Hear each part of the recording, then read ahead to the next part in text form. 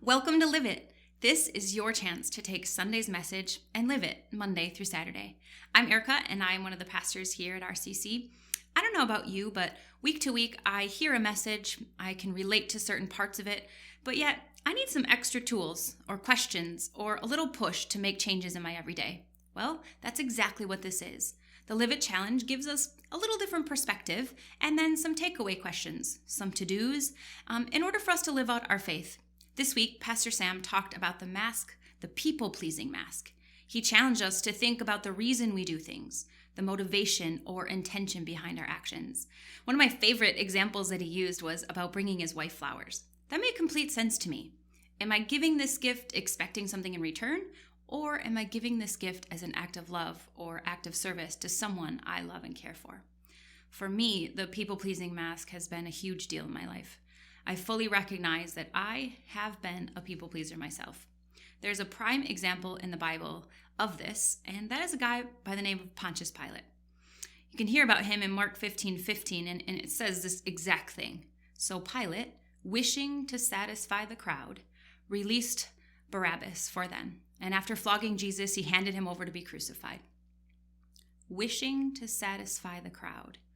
Here's this guy, he has so much pressure from the screaming people, pressure knowing that if he does what he knows is right, people are going to hate him, there could be riots, he may lose respect. And he had two choices. He could please the crowd and the high priest, or he could do the right thing and free Jesus. We all know what happened. Sure, pleasing others can make our life easier and more pleasant in the short term, but living with the guilt of having done something wrong just to satisfy others can become a really heavy burden to carry. Instead of a people pleaser, we must learn to be right in the eyes of God. So here's another question we need to ask ourselves that comes straight from the Bible. Galatians 1:10 says, am I now trying to win the approval of human beings or of God? Or am I trying to please people? If I were still trying to please people, I would not be a servant of Christ. So here are a few questions for you to dig deeper into this mask for yourself. The first question is this: do I take criticism personally? Pastor Mike said something in a sermon once that I'll never forget. He said, don't accept criticism from people you wouldn't take advice from. This is really, really great. One reason is that if you're going to please everybody, you're not going to be someone that God made you to be. And that's not a good place to live.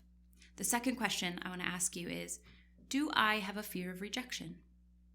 Do you or do you not do things based on a fear of being judged or disliked? And the last question, do I have a hard time saying no? I know so many people or friends of mine who stretch themselves so thin because they try to do everything for everyone else. And I've been in this place before many times. I've learned from experience that although it's not easy all the time to say no, I have to put myself and my family first.